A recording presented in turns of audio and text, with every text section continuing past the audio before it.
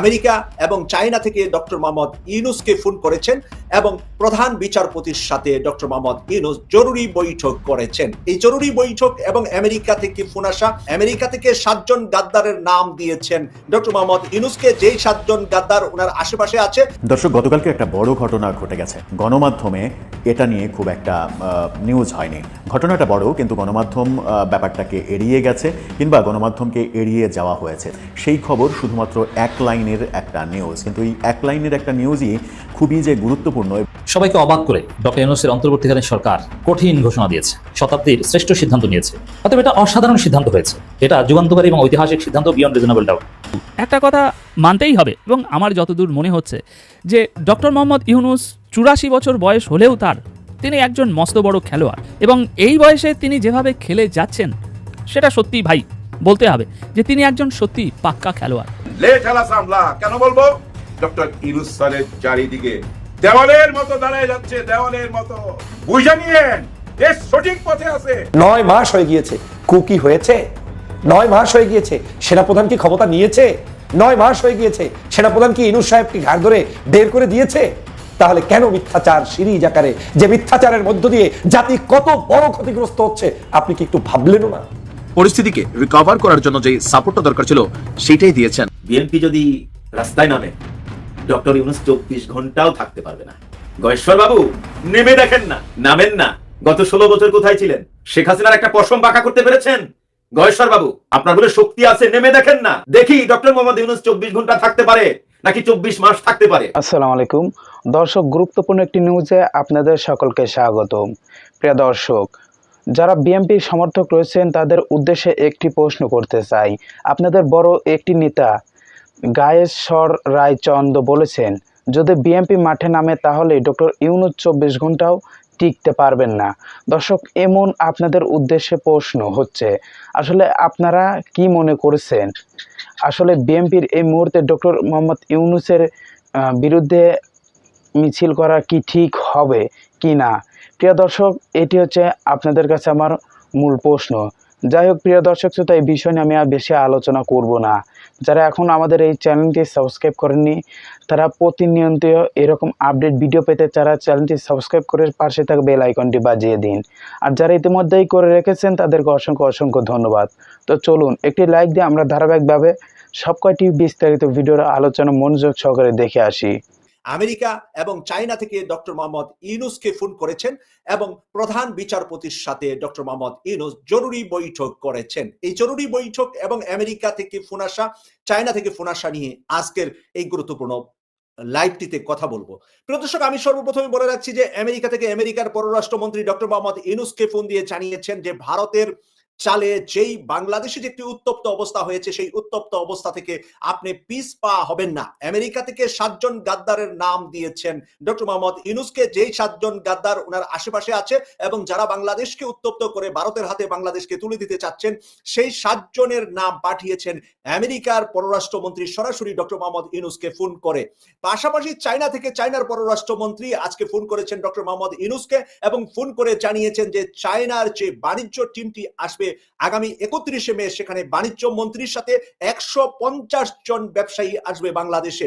আগামী 31শে মে থেকে 2রা জুন পর্যন্ত 3 দিন ব্যাপী তারা বাংলাদেশে বিভিন্ন সেমিনার, বিভিন্ন ব্যবসায়িক কর্মকাণ্ডে জড়িত হবে। যেই কথাটা চায়না সফরে ডক্টর মোহাম্মদ ইউনূসকে বেইজিং যে ওয়াদাগুলা দিয়েছিলেন, সেই ওয়াদাগুলা বেইজিং পূরণ করবে। পাশাপাশি বাংলাদেশের এই উত্তপ্ত সময়ে, উত্তপ্ত রাজনীতিতে চায়না সর্বশক্তি দিয়ে বাংলাদেশের বর্তমান অন্তর্বর্তীকালীন সরকার ডক্টর মোহাম্মদ ইউনূসের পাশে আছেন বলে জানিয়েছেন এবং বলেছেন যে ভারতের এই চালে আপনি পড়বেন না। ভারতের এই চাল আপনার প্রতি এবং আপনার দেশই, আপনার আশেপাশেই আপনার দুশ্মনরা বসে আছে এবং তাদেরকে চিহ্নিত করুন এবং তাদেরকে তাদের পদগুলা থেকে যত সম্ভব দ্রুত গতিতে তাদের পদচ্যুতি করা এবং পদচ্যুতি করে আপনি একটি শক্তিশালী সরকারে অবস্থান নেবেন এবং আপনাকে যতটুকু আমাদের পক্ষ থেকে আন্তর্জাতিক অঙ্গন থেকে সহযোগিতা করা দরকার, চায়না অর্থ সামর্থ্য সব দিয়ে আপনার পাশে আছে। প্রিয় দর্শক, 2টা পরাশক্তি এট এ টাইম একই দিনে কিছু স্বল্প সময়ের ব্যবধানে ডক্টর মোহাম্মদ ইউনূসকে ফোন দেওয়ার মাঝে কি বুঝতে পারলেন রাজনীতিতে কার লাল বাতি জ্বলবে আর কার জন্য নীল বাতি জ্বলছে? লাল এবং নীল বাতি জ্বলা নিয়ে যদি আপনাদের কোনো মন্তব্য থাকে কমেন্টস করে লিখবেন। একটি গ্রুপের লাল বাতি চলে যাচ্ছে। এখন আমেরিকা থেকে ফোন আসা, দিল্লির যত প্ল্যান ছিল সকল প্ল্যান, দিল্লি নয় শুধু, এখানে ইসরায়েল এবং ভারত মিলে প্ল্যান করেছিলেন ডক্টর মোহাম্মদ ইউনূসকে ফেলে দিয়ে রাতারাতি কোনো নতুন সরকার বা সামরিক শাসন বাংলাদেশে আনা। ইসরায়েলের প্ল্যান এবং ভারতের প্ল্যান আমেরিকা ধরতে পেরে আমেরিকা থেকে শক্ত অবস্থান নিয়ে 7 জন গাদ্দারের নাম আমেরিকা পাঠিয়েছেন ডক্টর মোহাম্মদ ইউনূসের কাছে, যেই 7 জনকে ক্রমান্বয়ে স্বল্প সময়ের ভিতরে বন্দী করা হবে এবং তাদেরকে রিমান্ড নয়, বাংলাদেশের আইনাগরও নয়, তাদেরকে আইনের আওতায় আনা হবে। আর এই আইনের আওতায় আনার জন্য এবং কিভাবে কারা এবং নতুন সরকার কিভাবে গঠন করা যায়, বাংলাদেশে কিভাবে এই 24-এর যুদ্ধের সৈনিকরা অংশগ্রহণ করতে পারে, 24-এর যুদ্ধে যেই আমাদেরকে প্রতিশ্রুতি দিয়েছিলেন ডক্টর মোহাম্মদ ইউনূস স্যার, যেগুলা উনি পালন করতে পারছেন না, কারণ উনার পাশে চতুর্পাশে 7 জন ভারতীয় রর এজেন্ট বসে আছে এবং 7 জনের ভিতরে একজন 2 দিন আগে ভারতীয় একজন শক্তিশালী প্রতিনিধির সাথে বৈঠকও করেছেন। যেই বৈঠকের তথ্য আমেরিকা থেকে ডক্টর মোহাম্মদ ইউনূস স্যারের কাছে এসেছে, সেই বৈঠকে সেই গাদ্দারের নাম, পরিচয় সবকিছু ডক্টর মোহাম্মদ ইউনূস স্যারের টেবিলের উপরে। এখন ডক্টর মোহাম্মদ ইউনূস স্যার আজকে বাংলাদেশের প্রধান বিচারপতিকে নিয়ে যে রুদ্ধদ্বার 30 মিনিটের বৈঠকটি করেছেন, বিকেল 5টা আনুমানিক বাংলাদেশ সময় বিকেল 5টার দিকে ওখানে গিয়ে পৌঁছেছেন আমাদের বাংলাদেশের সর্বোচ্চ আদালতের সর্বোচ্চ সম্মানিত প্রধান বিচারপতি, এবং প্রধান বিচারপতি সাহেবের সাথে আধা ঘন্টা রুদ্ধদ্বার বৈঠক করেছেন ডক্টর মোহাম্মদ ইউনূস স্যার। সেই বৈঠকে কি আলাপ হয়েছে, কি পরিকল্পনা করা হয়েছে আজকের এই বাংলাদেশের জন্য, আজকের এই বাংলাদেশের পরিস্থিতিতে কিভাবে সামাল দেওয়া হবে, সেই বিষয়ে যে আলোচনা হয়েছে, সেই আলোচনা কোনো মিডিয়া প্রেসে কোথাও দেওয়া হয়নি। কারণ প্রিয় দর্শক, এই বিষয়টা মিডিয়া প্রেসে দেওয়া যাবে না। আগামী 48 থেকে 72 ঘন্টার ভিতরে বাংলাদেশে নতুন সংবিধান রচিত হতে পারে। নতুন সংবিধান রচিত হইতে সময় লাগবে, টাইম লাগবে, কিন্তু পুরান সংবিধানকে বাতিল করে নতুন ভাবে যদি আমরা সংবিধানের দিকে যাই, বা পুরান সংবিধানকে যদি আমরা স্টপ করে দিতে পারি, 72-এর সংবিধানকে যদি আমরা বন্ধ করে দিতে পারি, তাহলে সাথে সাথে রাষ্ট্রপতির চুপুর পট্টা চলে যাবে এবং সেখানে ডক্টর মোহাম্মদ ইউনূস স্যার রাষ্ট্রপতি হতে পারবেন। আর ইউনূস স্যারকে রাষ্ট্রপতি হলে শপথকে পড়াবেন, সেই শপথের ব্যক্তিটা বাংলাদেশের সবার উপরে আছেন, বাংলাদেশের চিফ জাস্টিস। আজকে কিন্তু ডক্টর মোহাম্মদ ইউনূস স্যারের সাথে সেই জন্য রুদ্ধদ্বার বৈঠকটা করেছে কিনা সেটা দেখার জন্য সামনে হয়তো 24 থেকে 48 ঘন্টা সময় আমার আপনাকে অপেক্ষা করতে হবে কি হতে যাচ্ছে, কোন 7 জনকে উনাকে সরাতে এবং বিভিন্ন পদ পদবিতে থাকা 7 জন মানুষ, যে 7 জন মানুষ ভারতের হয়ে ডক্টর মোহাম্মদ ইউনূস স্যারকে অন্ধকারে ফেলে দেওয়ার জন্য পরিকল্পনা এঁটেছেন, সেই 7 জনের নাম পরিচয় এখনো মিডিয়া বা প্রেসে আসেনি। কারণ এটা উচ্চতর জায়গায় আছে। দেশের রাষ্ট্রের এত গোপন তথ্য মিডিয়া বা প্রেসে কখনো আসবে না, যেটা ডক্টর মোহাম্মদ ইউনূস স্যারকে জানিয়েছেন সরাসরি আমেরিকার পররাষ্ট্রমন্ত্রী। 9 মাস হয়ে গিয়েছে, কুকি হয়েছে? 9 মাস হয়ে গিয়েছে, সেনাপ্রধান কি ক্ষমতা নিয়েছে? 9 মাস হয়ে গিয়েছে, সেনাপ্রধান কি ইউনূস সাহেবকে ঘাড় ধরে বের করে দিয়েছে?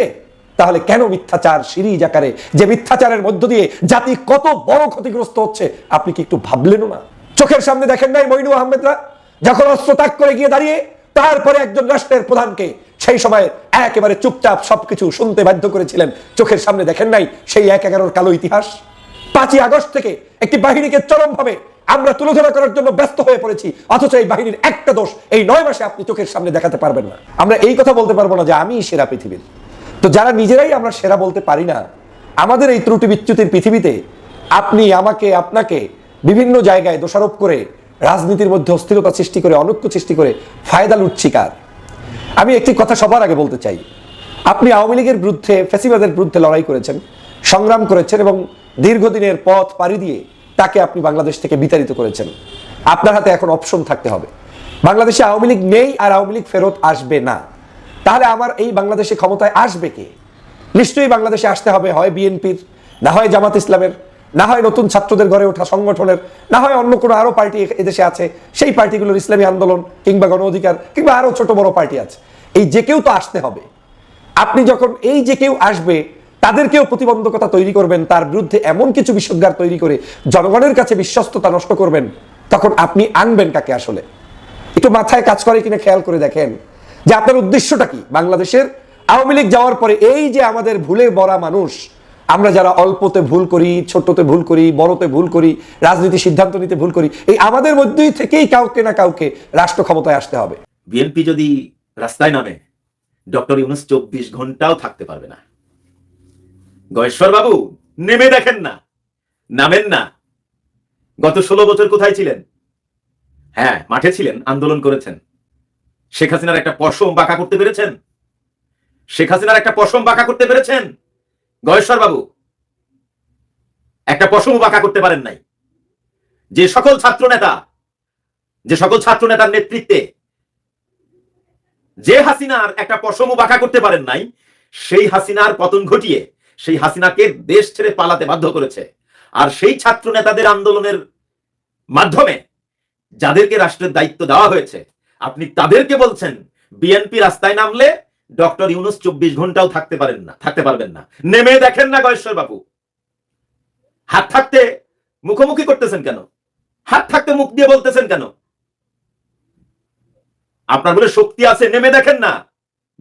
দেখি ডক্টর মোহাম্মদ ইউনূস 24 ঘন্টা থাকতে পারে নাকি 24 মাস থাকতে পারে, সেটা তখন বোঝা যাবে। আগে নামেন না। আপনারা তো মুখে বহু কথা কন। আপনাদের কত নেতা স্বৈরাচার হাসিনার সময় বলেছে না ঈদের পরে আন্দোলন হবে?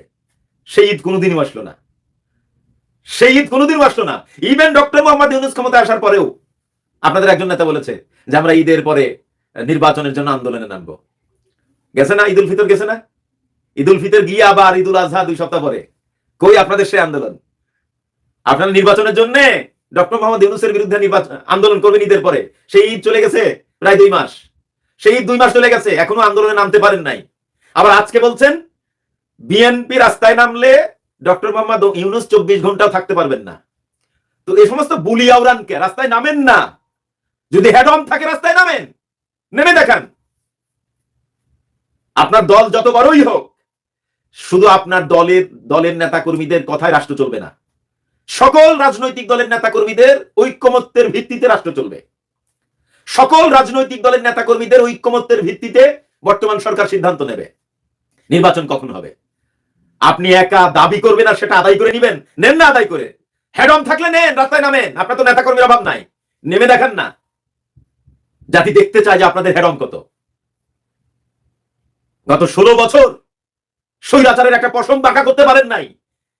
আর যারা তাকে শুধু পশম বাঁকা করে নাই, তাকে সেই শেখ হাসিনাকে বাঁকা করে ক্ষমতার থেকে পতন ঘটিয়ে দেশ থেকে বাধ্য করেছে, তাদের সংগ্রামের মাধ্যমে যে সরকার ক্ষমতা এসছে, সেই সরকারকে হুমকি দিচ্ছেন। আপনাদের লজ্জা করা উচিত গয়েশ্বর বাবু, লজ্জা করা উচিত। এত নির্বাচন করতেছেন কেন? খাওয়ার এত ক্ষুধা লেগেছে আপনাদের? এত ক্ষুধা লেগেছে? আশ্চর্য। আপনারা একটা বিষয় বোঝেন, একটা রাজনৈতিক দল, তাদের জনগণের জন্য একটা প্ল্যান থাকা উচিত, জনগণের জন্য একটা পরিকল্পনা থাকা উচিত। তারা জনগণের জন্য কি করতে চায়। আপনি বিএনপির রাজনীতি দেখেন, বিরোধী দলের বিরুদ্ধে বলা ছাড়া, তাদের প্রতিপক্ষের বিরুদ্ধে 2টা বক্তব্য দেওয়া ছাড়া তাদের কি প্ল্যান জনগণের জন্য, তাদের কি প্ল্যান দেশের জন্য দেখান তো। আমি কোনো প্ল্যান দেখি না। আপনি জামাতের দিকে তাকান, তারা প্রতিপক্ষ কোন রাজনৈতিক দলের নেতা কর্মীদের বিরুদ্ধে খুব কম কথা বলে। তারা দেশ এবং দেশের জনগণের জন্য কি করবে সেই প্ল্যান নিয়ে অগ্রসর হচ্ছে, কাজও করে যাচ্ছে। এরকম কাজ দেখান। খালি কথার ফুলঝুরি, কাজে কর্মে নাই। সারা দেশে তো চাঁদাবাজির স্বর্গরাজ্য তৈরি করেছে, দখলবাজির স্বর্গরাজ্য তৈরি করেছে, আর প্রতিপক্ষের বিরুদ্ধে খালি খোঁজা মারা। এই হলো বিএনপির রাজনীতি। এই একই রাজনীতি আওয়ামী লীগ করতো। কুষ্টিয়া 3 নির্বাচনী এলাকায় জামাত ইসলামী তাদের সম্ভাব্য সংসদ সদস্য বা এমপি প্রার্থী হিসেবে মুফতি আমির হামজাকে সিলেক্ট করেছে। দো ইটস নট ফাইনাল, এটা আবার পরিবর্তন হতে পারে। নির্বাচন আগে চূড়ান্ত নমিনেশন দেওয়া হবে। তবে জামাত ইসলামী মুফতি আমির হামজাকে প্রাথমিক নমিনেশন দিয়ে শতাব্দীর শ্রেষ্ঠ সিদ্ধান্ত নিয়েছে কুষ্টিয়া 3 আসনে নমিনেশন দেওয়ার ক্ষেত্রে। মুফতি আমির হামজার চাইতে জনপ্রিয় কোনো প্রার্থী late alone in Jamaat Islami অন্য কোনো দলে কুষ্টিয়া 3 আসনে নেই। মুফতি আমির হামজাকে চিনে না সারা পৃথিবীতে এমন কোনো বাংলা ভাষাভাষী নেই। আমিরে জামাতকে যারা চিনে না তারাও আমির হামজাকে চেনে।